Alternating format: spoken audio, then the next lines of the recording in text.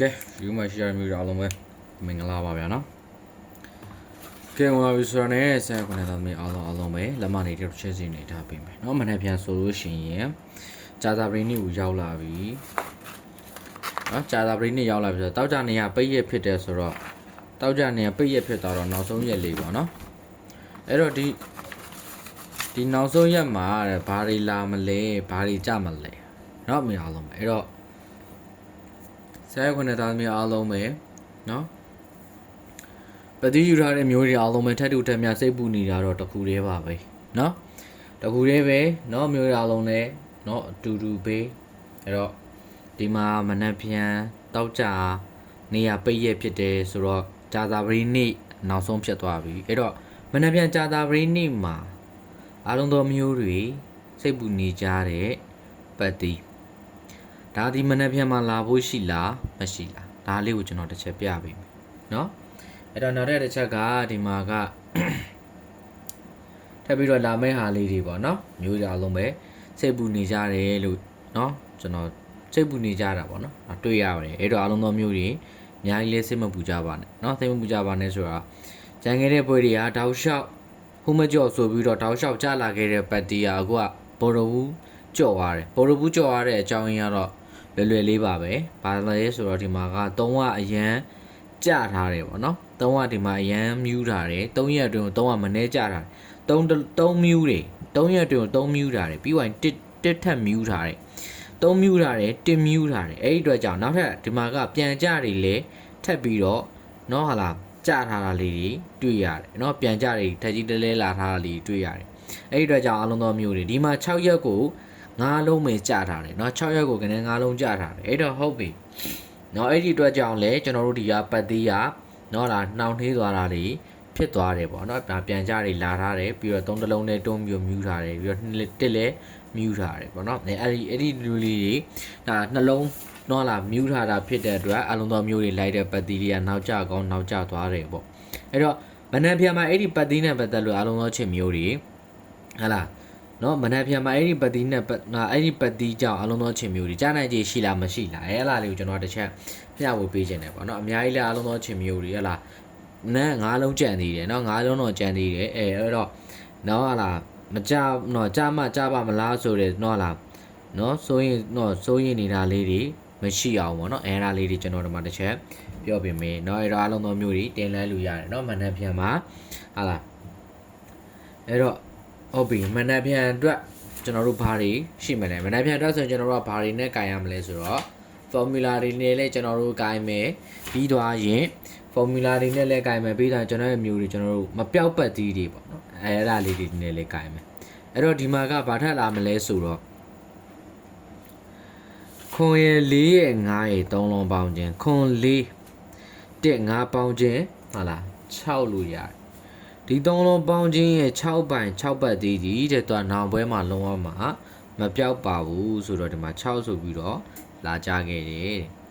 3ညရဲ့ခွန်ရင်2ရဲ့3လုံးပေါင်းခြင်းရဲ့6ပိုင်6ပတ်သေးရလဲနောင်ပွဲကြလို့ရှိရင်လုံးဝမပြောက်ပိုင်မပြောက်ပတ်သေးပါဆိုတော့ဒီမှာ6တစ်ဆိုပြီးတော့ကျသွားခဲ့တယ်4နှလုံးပေါင်းခြင်း8 3ပေါင်းခြင်းဒီ1ပိုင်ဒီ3လုံးပေါင်းခြင်းရဲ့1ပိုင်1ပတ်သေးရလဲနောင်ပွဲကြရင်လုံးဝမှာမပြောက်ပိုင်မပြောက်ပတ်သေးပါဆိုတော့ဒီမှာပါလာခဲ့လေတစ်ဆိုပြီးတော့ကြားထားခဲ့တယ်8ရဲ့9ရဲ့3ရဲ့3လုံးပေါင်းခြင်းရဲ့3ပိုင်3ပတ်သေးဒီနောင်ပွဲမှာအလုံးသောချစ်မျိုးတွေလုံးဝမှာမပြောက်ပါဘူးဆိုတော့ဒီမှာ38ဆိုပြီးတော့ကြားထားခဲ့တယ်ဟုတ်ပြီဒါဆိုရင်မျိုးရအောင်မယ်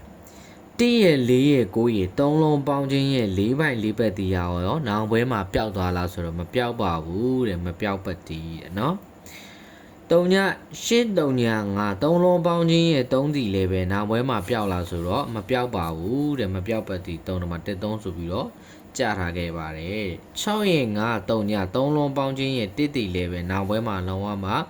မပျောက်ပိုင်မပျောက်ပတ်တီပါတဲ့1ရဲ့4ရဲ့1ရဲ့3လုံးပေါင်းခြင်းရဲ့6ပိုင်6ပတ်တီရလဲနောက်ပွဲမှာလုံးဝမှမပျောက်ပတ်တီပါတဲ့6ပိုင်เนาะ6ပတ်တီဒီမှာ4 6ဆိုပြီးတော့ကြားခဲ့ပါတယ်4ရဲ့8ရဲ့3ရဲ့4 8 2 3ပေါင်းခြင်း5 သုံးလုံးပေါင်းချင်းရဲ့9ပိုင်9ပတ်တီးရလဲနောက်ပွဲမှာလုံးဝမပြောက်ပါဘူးတဲ့သူကတော့ဘိုင်တစ်လုံးနဲ့ပတ်တီးဖြစ်လာပါတယ်961ပေါင်းချင်းဒီခွန်3လုံးပေါင်းချင်းရဲ့ခွန်ပိုင်ခွန်ပတ်တီးရလဲပျောက်လားမပျောက်ဘူးเนาะ1ရဲ့3လား4 1 3ည3လုံးပေါင်းချင်းရဲ့9ပိုင်9ပတ်တီးရလဲနောက်ပွဲမှာပျောက်လားဆိုတော့မပျောက်သွားဘူးเนาะ155 3လုံးပေါင်းချင်းရဲ့1ပိုင်1ပတ်တီးရလဲနောက်ပွဲမှာပျောက်လားဆိုတော့မပြောက်ပါဘူးတဲ့ဒီမှာပါလာလဲတင်9လို့လာတယ်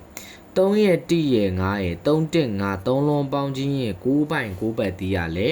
ပျောက်လားမပျောက်ဘူးဘယ်လောက်ထိကောင်းလဲဆိုတာလေးကိုပြမယ်1ရဲ့9ရဲ့3ရဲ့3လုံးပေါင်းချင်းရဲ့9ပိုင်9ပတ်တီးเนาะဒီပွဲဆိုလို့ရှိရင်ဒါဒီပွဲမှာ2ရက်ပဲကစားရတယ်ပွဲအဲ့ဒီပွဲမှာတော့ဒီလို3လုံးပေါင်းချင်းရဲ့9ပိုင်9ပတ်တီးဒီမပျောက်ခဲ့ဘူးเนาะ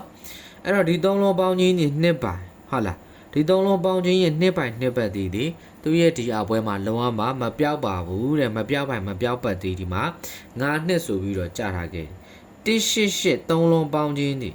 189 8ပေါင်းချင်းဒီခွန်လို့ရတယ်ဒီ3လုံးပေါင်းချင်းရဲ့ခွန်ပိုင်ခွန်ပတ်တီးဒီ3လုံးပေါင်းချင်းရဲ့ခွန်ပိုင်ခွန်ပတ်တီးဒီပွဲမှာအလုံးသောချင်းမျိုးတွေ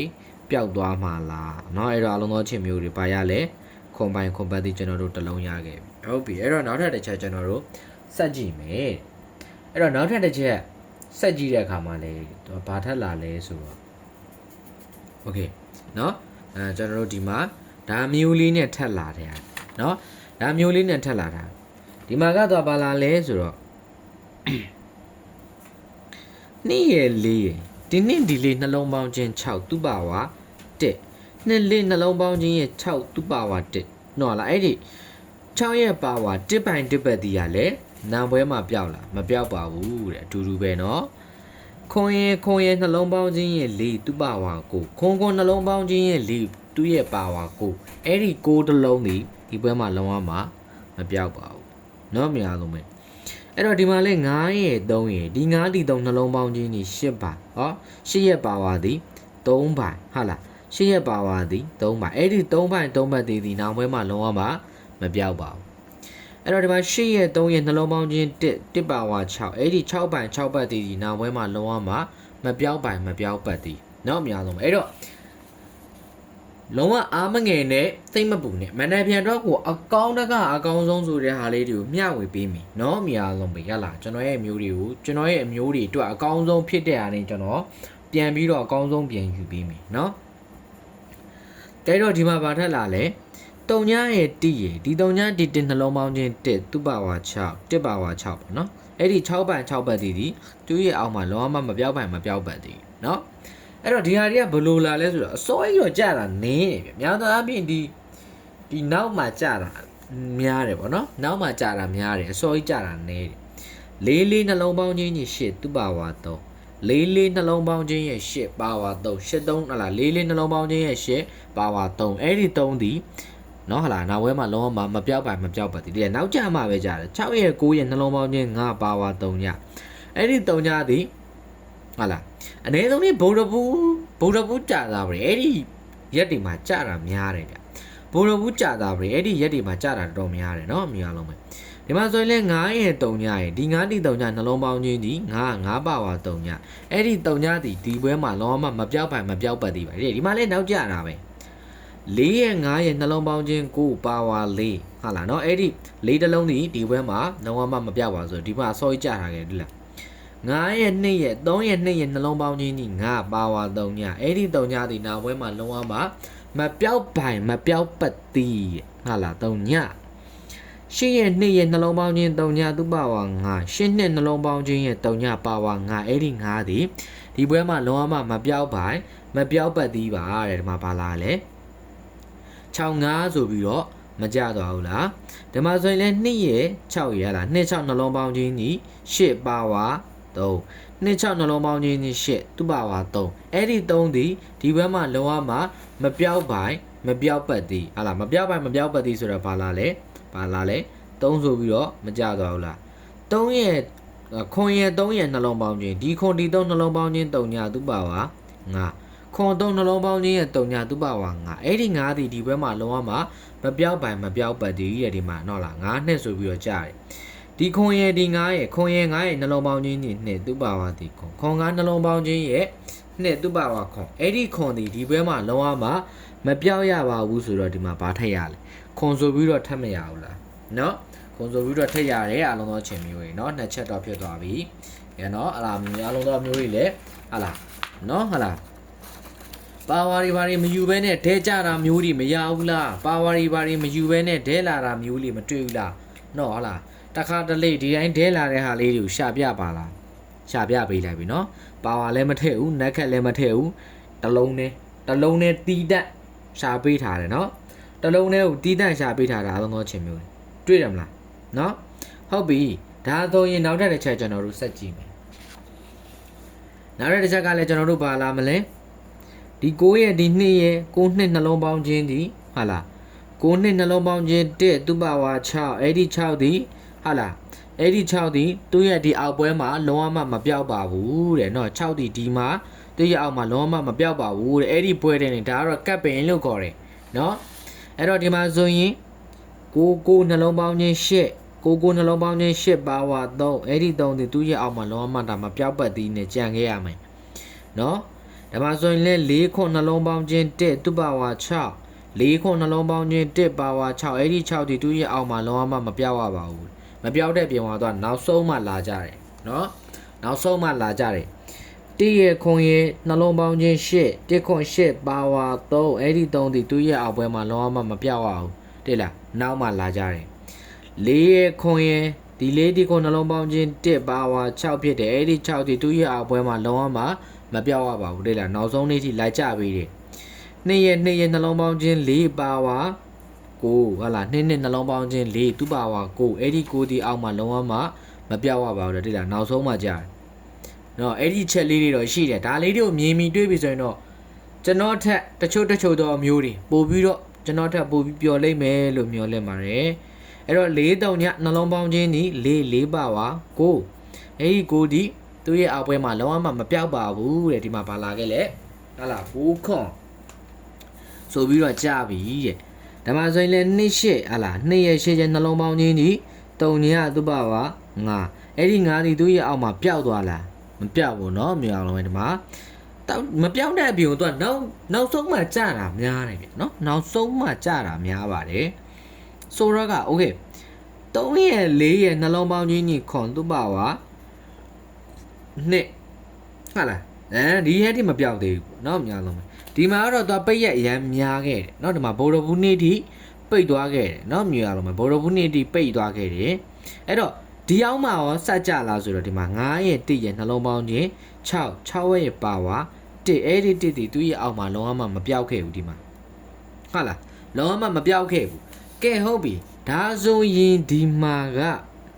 3ရဲ့9ရဲ့နှလုံးပေါင်းခြင်းနဲ့နှစ်သူ့ပါဝါခွန်အဲ့ဒီခွန်ဒီဘက်မှာကအလုံးလုံးချင်းမျိုးเนาะခွန်ကြီးပဲဗန်နယ်ချင်းဖြစ်သွားပြီလေဟုတ်လားခွန်ကြီးပဲ3ချိန်ဖြစ်သွားပြီเนาะခွန်ကြီးပဲ3ချိန်ဖြစ်သွားပြီကဲဟုတ်ပြီအဲ့တော့နောက်တစ်ချက်ကျွန်တော်တို့စက်ကင်မယ်နောက်တစ်ချက်ကဘယ်လိုစက်ကင်မလဲဆိုတော့เนาะနောက်တစ်ချက်ကဘယ်လိုစက်ကင်မလဲဆိုတော့โอเคเนาะကျွန်တော်တို့ဒီမှာလာမယ်3ညရဲ့ရှင်း3ညခွန်3လုံးပေါင်းခြင်းနဲ့လာမယ်ကြိုက်နေတဲ့လမ်းမလေးတက်ချက်စီနေထားပြီပါအဓိကတော့ကြိုက်ချင်းတူတဲ့မျိုးတွေเนาะလမ်းမလေးနေပါ live video file ကိုဆုံးကားတဲ့အောင်ကြည့်ပေးပါရှင်း3ညခွန်3လုံးပေါင်းခြင်းရဲ့9ပါဝါဟာလားဒီမှာကတော့ဗာနဲ့ယူမလဲဆိုတော့ဒီဟာကြတော့အလုံးသောအချင်းမျိုးတွေကျွန်တော်တို့ဟာလားเนาะပါဝါမလို့ဘူးပါဝါလဲပါဝါပြီးယူပြီးတော့လဲကြာတာလဲမကြိုက်ဘူးဟလားเนาะနောက်ခက်ယူပြီးတော့ကြာတာလဲမကြိုက်ဘူးဆိုတဲ့မျိုးတွေအတွက်3လုံးပေါင်းခြင်းရဲ့9ပိုင်း9ပတ်ဒီတဲ့တလုံးတဲ့အဲ့ဒါဒီလောင်ဝမပြောက်ပတ်တီးတဲ့ဒီမှာ9ကို1ရဲ့6ရဲ့ခွန်3ပေါင်းခြင်းဒီ3ညအဲ့ဒီ3ညဒီနာပွဲမှာလောင်ဝမပြောက်ပါเนาะ8ရဲ့2ရဲ့3ည3ပေါင်းခြင်းလည်းပဲ3ပဲအဲ့တော့ဒီ3လုံးပေါင်းခြင်းရဲ့3ပိုင်း3ပတ်ဒီနာပွဲမှာလောင်ဝမပြောက်ပါမပြောက်ပတ်ဒီပါเนาะ6 1 3လုံးပေါင်းခြင်းနော်လား6နှလုံးပေါင်းခြင်း2 1နဲ့ပေါင်းခြင်းဒီ3အဲ့ဒီ3ဒီနာဝဲမှာလောမပြောက်ပါမပြောက်ပတ်ဒီ1ရဲ့8ရဲ့1 8 9နော်လား4ပေါင်းခြင်း3 အဲ့ဒီ3ဒီနောက်ပွဲမှာလောကမပြောက်ပိုင်မပြောက်ပတ်သည်ဒီမှာပါလာလဲ83 4နဲ့6 9ပေါင်းခြင်း5အဲ့ဒီ5ဒီနောက်ပွဲမှာလောကမပြောက်ပိုင်မပြောက်ပတ်သည်5 6 1 3ညပေါင်းခြင်းလည်းပဲ1ပဲအဲ့တော့ဒီ3လုံးပေါင်းခြင်းရဲ့1ပိုင်1ပတ်သည်ဒီ3လုံးပေါင်းခြင်းရဲ့1ပိုင်1ပတ်သည်မပြောက်သွားဘူးတွေ့လား4ခွန်1 5ပေါင်းခြင်းသည်6 3လုံးပေါင်းခြင်း6ပါဝါသည်1အဲ့ဒီ1သည်sorry 3လုံးပေါင်းခြင်းသည်6ဟုတ်လားအဲ့ဒီ6သည်တော့မှမပြောက်ပတ်သည်ဟုတ်လားကြိုက်လားနော်မပြောက်ပတ်သည်ကိုအစောကြီးမထုတ်တယ်ဆိုတာကအလားလေးကြီးပါတယ်အခုဒီမှာကကျွန်တော်တို့ထုတ်ရမယ့်ချိန်ရောက်ပြီ3လုံးပေါင်းခြင်းသည်တောင်းနေကျွန်တော်မပြောက်ပတ်သည်ထုတ်ခဲ့တယ်နော်မြင်ရလို့မယ်အခုကနော်ပတ်သည်ကြောင့်အလုံးသောချစ်မျိုးတွေနော်ပတ်သေးကြောင့်အလုံးသောမျိုးတွေခက်ခဲဖြစ်နေတယ်ဟာပတ်သေးကြောင့်အလုံးသောမျိုးတွေစိတ်ပူနေကြတယ်နော်အဲ့ဒီတော့ကြောင့်ကျွန်တော်ဒီမှာထုတ်ပြပေးရခြင်းဖြစ်ပါတယ်နော်ကျွန်တော်ကအလုံးသောမျိုးတွေကိုနော်လည်းကဲနောက်မှပြောပါမယ်အဲ့တော့ဒီ3လုံးပေါင်းခြင်းဒီ9အဲ့ဒီ9ဒီနာပွဲမှာလုံးဝမှမပြောက်ပိုင်မပြောက်ပတ်သည်ဟုတ်လားတင်9 3ခွန်2 3လုံးပေါင်းခြင်းဒီ2ပိုင်အဲ့ဒီ2ဒီနာပွဲမှာလုံးဝမှမပြောက်ပိုင်မပြောက်ပတ်သည်တင်2 16ဟုတ်လား166 3လုံးပေါင်းခြင်း3ပဲ3လုံးပေါင်းခြင်း3ပြောက်လာ2ရတဲ့ကစားရတဲ့ပွဲမပြောက်သွားဘူးเนาะအာသာချက်တွေပါအဲ့တော့ဟုတ်ပြီဒီမှာတော့ပိတ်ရက်တွေများခဲ့လို့3လုံးပေါင်းခြင်းဒီ9ပြောက်လာမပြောက်ဘူးเนาะအဲ့တော့ဒီ3လုံးပေါင်းခြင်း1 1 5 1 1 5 3လုံးပေါင်းခြင်းရဲ့ခွန်ဒီဒီပွဲမှာလာရမယ်တဲ့ခွန်အလုံးလုံးချင်း၄ချိန်တော့ပါပြီအများကြီးတော့ကျွန်တော်ဆက်မပြတော့ပါဘူးเนาะမပြောက်ပတ်သေးဒီလောက်ဆိုအားလုံးသောချင်းမျိုးတွေဟာလာမနဲ့နာဒီကြံနေတဲ့9လုံးထဲမှာဒီခွန်တစ်လုံးတော့မပြောက်တော့ပါဘူးဆိုတဲ့မျောလင်းချက်အားလုံးသောချင်းမျိုးတွေတော့ရတဲ့လောက်ရလိမ့်မယ်လို့မျှော်လင့်ပါတယ်အားလုံးသောမျိုးတွေကိုကျွန်တော်အရင်တော့မပြောက်ပတ်သေးတွေကျွန်တော်ထုတ်မပြီးခဲ့ပါဘူးเนาะဟာလာเนาะအခုအားလုံးသောမျိုးတွေမပြောက်ပတ်သေးဘာကြောင့်ထုတ်ပြီးရတာလဲဆိုရင်เนาะကျွန်တော်ဒီပတ်သေးကိုအားလုံးသောမျိုးတွေဟာလာမနှက်ဖြောင်းဟာလိုက်ပတ်တီးကကောင်းနေမနှက်ပြန်မှာကြမှာကျွန်တော်ဘလောက်ပဲအားပေးစကားပြောကျွန်တော်ဘလောက်ပဲ recommend ပေးလိုက်တဲ့သူဖို့ရမှာတော့အားပြော့သွားမှာတော့တေးချပဲအဲ့လိုအားပြော့သွားတဲ့အခါတွေကြတော့ကျွန်တော်ကဟာလာလိုက်မနှက်ပြန်ဟောဘလို့ဖြစ်တယ်ညာလို့ဖြစ်တယ်ဆိုပြီးတော့ကျွန်တော်အပြောနဲ့အားပေးလို့မရတော့เนาะအပြောနဲ့အားပေးလို့မရတော့အားပေးလို့မရဆိုအပြောနဲ့အားပေးလို့သူတို့မှမလုံလောက်တော့အဲ့တော့အလုံးသောချင်းမျိုးကြီးဘာဖြစ်လဲအခုကျွန်တော်အားလုံးသောမျိုးတွေကိုကျွန်တော်အခုဒါချပြပေးခဲ့ရပြီပေါ့နော်ချပြပေးလိုက်ပြီဒီလိုချပြပေးရဲဆိုတာလည်းအားလုံးသောမျိုးတွေကိုကျွန်တော်ချစ်လို့တကယ်ချစ်လို့အားလုံးသောမျိုးတွေကျွန်တော်ချပြပေးခဲ့လိုက်တာနော်ဟုတ်လားတကယ်ချစ်လို့အားလုံးသောမျိုးတွေကျွန်တော်ချပြပေးခဲ့လိုက်ပြီးတော့အားလုံးသောမျိုးတွေကျွန်တော်တကယ်သနာတို့နော်ကျွန်တော်အများနဲ့ပေးခဲ့တဲ့ဟူးမကျော်ဆိုပြီးတော့ကျွန်တော်ကြွေးကြော်ပြီးတော့ပေးခဲ့တဲ့ပတ်သီးတစ်လုံးကအခုဘော်တော်ဘူးကြော်လာခဲ့တယ်နော်ဒါလည်းအားလုံးသောချင်းမျိုးတွေဒီမှာဘလိုလေးတွေကြားထားလဲဆိုတာလည်းအားလုံးသောမျိုးတွေမြင်နေတွေ့တဲ့အတိုင်းပဲเนาะဟာလာပွဲတိုင်းเนาะမိအားလုံးပဲဟာလာချင်းနှစ်ချီပြီးတော့ဟူးမကျော်ဆိုပြီးတော့ပေးလာခဲ့တာအခုကျွန်တော်ဘော်ရဘူးကြော်ပြီးတော့ကြားလာတာဆိုတော့ဒီတပွဲပဲဒါကြားလာခဲ့တယ်ပေါ့เนาะဒီအတွက်လည်းအားလုံးသောချင်းမျိုးတွေခွင့်လွှတ်နားလဲပေးနေလိမ့်မယ်လို့မျှော်လင့်ပါတယ်เนาะခွင့်လွှတ်နားလဲပေးကြပါလို့လည်းတောင်းဆိုပါတယ်အဲ့တော့အားလုံးသောမျိုးတွေကျိုင်းနေတဲ့မျိုးတွေလမ်းမလေးတွေချဲစီနှိပ်ထားပြီးပါဟုတ်ပြီเนาะအဲ့တော့နောက်တစ်ချက်ကကျွန်တော်တို့ဘာတွေเนาะလားဒီခွန်ပတ်တီခွန်အားတော့မှာပြဟုတ်ပါပြီဒီခွန်နဲ့ဆိုရင်ပတ်တီလောက်နဲ့ပတ်လို့ရှင်တာအလုံးသောချင်းမျိုးတွေအတွက်အမြတ်ဆိုတော့အလုံးလောက်တော့များဘူးလို့ထင်လိမ့်မယ်အဲ့တော့ဒီခွန်နဲ့တော့ခွန်နဲ့ဆိုရင်ဘာလေးတွေတင်ကင်တဲ့လဲဘာလေးတွေတင်လိုက်တဲ့လဲအဲ့ဒီမျိုးတွေအတွက်ကိုကျွန်တော်တစ်ချက်မှာပြီးပြောပေးခဲ့မယ်ပေါ့နော်အဲ့တော့ตัวဒီမှာဘာလာထားလဲဆိုတော့ formula တော့နှစ်ခုရှိတယ်ဟာလားformula တော့နှစ်ခုရှိတယ်အဲ့တော့အလုံးသောချင်းမျိုးတွေအဲ့တော့သူကဘာကန်ရမလဲဆိုတော့နော်ဟုတ်လား formula တော့နှစ်ခုရှိတယ်ဘာကန်တဲ့လဲဆိုတာတော့ကျွန်တော်ညနေတော့အလုံးသောမျိုးတွေကိုနော်ဒါကျွန်တော်တစ်ချက်ပြထားခဲ့တဲ့ဟာလေးရှိတယ်ပေါ့နော်ကျွန်တော်တော့ကြိုက်တာတော့အလားလေးတစ်ချက်ကြိုက်နေတာပေါ့နော်အဲ့တော့ဒီမှာဟာလားမနက်ညနေဒီလိုမျိုးပြန်ကြလာပြီဒီမှာဆိုရင်ကျွန်တော်တို့မနက်ညနေပြန်ကြလာခဲ့အဲ့လိုပြန်ကြလာပြီဆိုလို့ရှိရင်မနက်ညနေတော့ပြည့်တယ်အပေါ်နဲ့အောက်ကဒီလိုမျိုးဒဲပြန်ကြပါနော်လားဒီလိုဒဲပြန်ကြအဲ့လိုမျိုးဒဲပြန်ကြလာပြီဆိုရင်သူ့ရဲ့အောက်မှာကနက်ခတ်တစ်ကြိမ်မဖြစ်မနေကြပေးရတယ်ပေါ့နော်နက်ခတ်တစ်ကြိမ်မဖြစ်မနေကြပေးကြတယ်အဲ့တော့ဒီမှာဆိုလို့ရှိရင်လည်းဒီမှာပြန်ထားတယ်ဒါပေမဲ့အားလုံးသောမျိုးတွေ တင်လေးကိုတင်လေးလို့ပြန်ထားတယ်သူရမှာမကြပြီမယ်ဒီမှာနက်ခတ်ကပြောက်မထားခဲ့ဘူး၄နှစ်နော်၄နှစ်ဆိုပြီးတော့နက်ခတ်ကြထားတာရှိတယ်အဲ့တော့ဟုတ်ပြီနော်ဒီမှာလည်းဒီလိုပဲအလုံးသောမျိုးတွေနော်ဒီမှာဆိုရင်လည်းသူကတင်ငါးကိုတင်ငါးဆိုပြီးတော့သူကအဲ့လိုမျိုးလေးပြန်ထားတာရှိတယ်အဲ့လိုမျိုးပြန်ပြီဆိုလို့ရှိရင်နက်ခတ်တညီကိုလည်းနှစ်ကြိမ်ကြတယ်အလုံးသောမျိုးညီကိုနှစ်ကြိမ်ကြတယ်သူကနော်ညီကိုနှစ်ကြိမ်ကြတယ်ပြီးသွားရင်နက်ခတ်လာတယ်ဟုတ်လားအလုံးသောချင်းမျိုးတွေနော်အဲ့ဒီပွဲမှာညီကိုနှစ်ကြိမ်ကြတယ်နော်ဟလားညီကိုနှစ်ကြိမ်ကြတယ်ပြီးသွားရင်နက်ခတ်လာဒီမှာဆိုလို့ရှိရင်ကျွန်တော်တို့ဟလားညီကိုနှစ်ကြိမ်ကြတယ်တွေ့လားညီကိုနှစ်ကြိမ်ကြတယ်မှာနက်ခတ်ကတော့လုံးဝမပြပါဘူးဒီမှာဆိုလို့ရှိရင်လည်းညီကိုနှစ်ကြိမ်ကြတယ်ဒါပေမဲ့အဲ့ဒီပွဲမှာနက်ခတ်လုံးဝမပြဘူးနက်ခတ်မပြဘူးပါဝါမပြဘူးနော်အဲ့ဒီပွဲမှာနက်ခတ်မပြဘူးပါဝါမပြဘူးဒီမှာလည်းဒီလိုပဲနော်အဲ့ဒီကြားတဲ့ပွဲမှာပဲတစ်ချက်ကြည့်လိုက်နက်ခတ်မပြဘူးပါဝါမပြဘူးတွေ့လားအဲ့လိုလေးတော့ရှိနော်အဲ့တော့ဒီမှာကကဲထားပါတော့ဒီမှာလဲသူကအဲ့လိုမျိုး13ဆိုပြီးတော့သူကအဲ့လိုမျိုးလေးကြာထားတာရှိတကယ်လို့အဲ့လိုမျိုးနဲ့တော့ကြာမယ်ဆိုရင်နက်ခတ်ဟာလားနက်ခတ်အရန်ကောင်းတယ်နော်နက်ခတ်အရန်ကောင်းတယ်ဒါကတော့တစ်ချက်နော်အလုံးတော်မျိုးဟုတ်ပြီနက်ခတ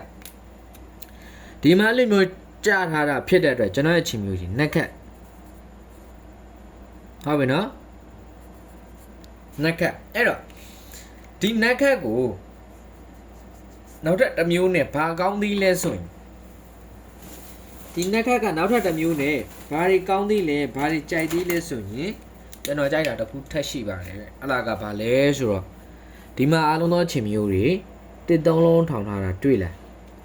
းနော်မနက်ပိုင်းမှာ3လုံးထောင်ရင်ဘာလာတက်လဲအားလုံးသောချင်မျိုးတွေသိရနော်မနက်ပိုင်းမှာအဲ့လို3လုံးထောင်ပြီဆိုရင်အပူပါဝါနက်ခတ်ကသူ့ရဲ့အောက်မှာတစ်ချိန်မဖြစ်မနေကျပေးရတယ်နော်အပူပါဝါနက်ခတ်ဟုတ်လားဒီမှာဆိုလို့ရှိရင်ကျွန်တော်တို့2 3လုံးထောင်တယ်အပူပါဝါနက်ခတ်သူ့ရဲ့အောက်မှာပဲကျပေးရဟုတ်လားမြင်ရလားမျိုးရလုံးပဲဒီမှာဆိုရင်ကျွန်တော်တို့6 3လုံးထပ်ထောင်တယ်သူ့ရဲ့အောက်မှာအပူပါဝါနက်ခတ်4နှစ်ထက်ကြရတယ်နော်ဟုတ်လားအဲ့တော့ဒီမှာဆိုရင်လေသူကဘာလာလဲနော်ဒီမှာဆိုရင်လေသူကဟာလား9 3လုံးမနက်ပိုင်းမှာပါနော်မနက်ပိုင်းမှာ9 3လုံးထောင်တယ်အပူပါဝါနက်ခတ်တမှာ4 9ဆိုပြီးတော့ဒီ30ကိုသာတပလက်ဒီလိုကြပေးတာပေါ့နော်အဲ့တော့ဟုတ်ပြီဒီဘက်မှာတော့သူအဲ့လိုမျိုး3လုံးမနက်ပိုင်းမှာ3လုံးထောင်တာတော့ဒီဘက်မှာတော့ကျွန်တော်မတွေးတော့ဘူးပေါ့နော်အဲကြတာလေးလည်းနည်းတယ်ပေါ့ဒီမှာ3ည3လုံးထောင်တာလေးတစ်ချက်ရှိမယ်နော်ဒီမှာ3ည3လုံးထောင်တာလေးတစ်ချက်ရှိမယ်ဟုတ်ပြီနော်ဒီမှာ3ည3လုံးထောင်တစ်ချက်ရှိမယ်ဟုတ်ပြီအဲ့တော့ဒီမှာ3ည3လုံးထောင်နေအပူပါဝါနက်ခတ်ဒီမှာ3ဘူးဆိုပြီးတော့ကြာသွားတယ်ဟုတ်လားဒီမှာ1 3လုံးထပ်ထောင်တယ်တွေ့လားမျိုးကြလုံးဒီမှာ1 3လုံးဒီမှာ1 3လုံးထပ်ထောင်တယ်မနက်ပိုင်းမှာဒီလို1 3လုံးထပ်ထောင်တယ်အပူပါဝါနက်ခတ်ဒီမှာအပူကြတယ်တွေ့လားအဲ့တော့1 3လုံးထောင်ပြီးတော့မှကြာတာနော်3လုံးထောင်ပြီးတော့မှကြာတာသူရဲ့အပေါ်မှာကြာတာဒါမှ2ဘူးဟုတ်လားဒီမှာဆိုရင်လည်း10ဘူးလို့အဲ့လိုက်နေမဆိုင်ဘူးနော်ဒီမှာ3လုံးထောင်ပြီးတော့မှသူရဲ့အောက်မှာကြာပြီမှာဒီမှာ3လုံးထောင်မယ်သူရဲ့အောက်မှာကြာမယ်နော်ဒီလိုလာတာဒီမှာဆိုရင်3လုံးထောင်ထားပြီအဲ့လို3လုံးထောင်ပြီဆိုရင်ဒီမှာကအပူပါဝါနက်ကတ်မဟုတ်သေးတော့ကြောင့်မနက်ဖြန်တစ်နေ့မှာအဲ့ဒီဟုတ်လားနော်မြေရလုံးအပူပါဝါနက်ကတ်ကမဖြစ်မနေတစ်လုံးဆင်းရမယ်နော်အပူပါဝါနက်ကတ်မဖြစ်မနေတစ်လုံးဆင်းရမယ်အဲ့တော့အဲ့ဒီခွန်ဘိုင်နဲ့ကိုအပူပါဝါနက်ကတ်ကပို့ပြီးတော့ကောင်းတယ်တစ်သုံးကိုတစ်သုံးဆိုပြီးတော့ပြန်ထားလို့သူ့ရအောင်မှာနက်ခတ်တစ်ချိန်လာရမယ်တစ်သုံးလုံးထောင်ထားခြင်းကြောင့်အပူပါဝါနက်ခတ်ရှိမယ်နက်ခတ်ကတော့အကောင်းဆုံးပဲနော်နက်ခတ်ကတော့အကောင်းဆုံးပဲအဲ့တော့အရန်ရှုံများနေတဲ့အမျိုးကြီးဖြစ်တဲ့အတွက်နော်မနက်ပြမှာကျွန်တော်ကလည်းအများကြီးမကြိုက်ဘူးအလားပဲကြိုက်မယ်နော်ပတိသမားတွေကတော့ကျွန်တော်ဟာလားမနက်ပြမှာနော်အာနာနာနဲ့ပဲတက်ပြီးတော့ပြောမယ်နော်ပတိသမားတွေမနက်ပြမှာထပ်ပြီးတော့တင်ပြီးတော့လိုက်ပါနော်ပတိသမားတွေမနက်ပြမှာထပ်ပြီးတော့တင်လိုက်ကြပါလို့ကျွန်တော်ပြောချင်တယ်နော်အဲ့တော့ဟုတ်ပြီနော်အဲ့တော့အားလုံးသောချင်းမျိုးတွေ channel ကို subscribe မနေရသေးတဲ့မျိုးတွေ subscribe နှိပ်ထားပေးပါနော်ဟာလားအဲ့တော့မနက်ဖြန်မနက်ဖြန်ရက်လဲမနက်ဖြန်20မနက်ဖြန်30ရက်ပါနော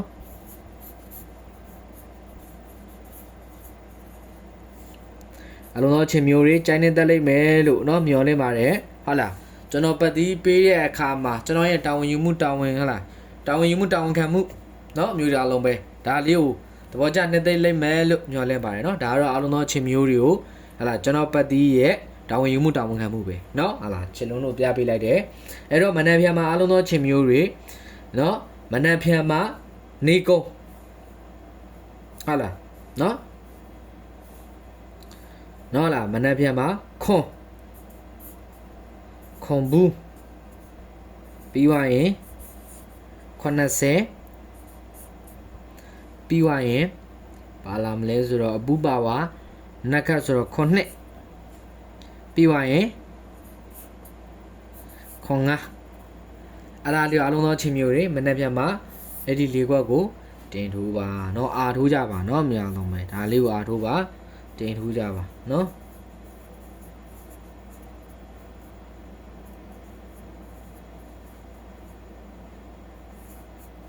ဟာလားเนาะတင်ထိုးကြပါလို့ပဲပြောချင်ပါတယ်เนาะမြန်အောင်မယ်တော့ဟုတ်ပြီเนาะလက်မလေးမနေရသေးရင်လက်မလေးတော့ချက်စီနေထားပြီပါ channel ကို subscribe မနေရသေးတဲ့မျိုးတွေအားလုံးပဲ channel ကို subscribe နေထားပြီးပါเนาะchannel subscribe မနေရသေး channel ကို subscribe နေထားပြီးခဲ့ကြပါเนาะအားလုံးပဲကဲတော့အားလုံးသောချင်းမျိုးအားလုံးပဲကဲကြိုင်းနေတိုင်းလက်မလေးတွေပဲတယောက်ချက်စီနှိပ်ပြเนาะမျိုးအားလုံးပဲ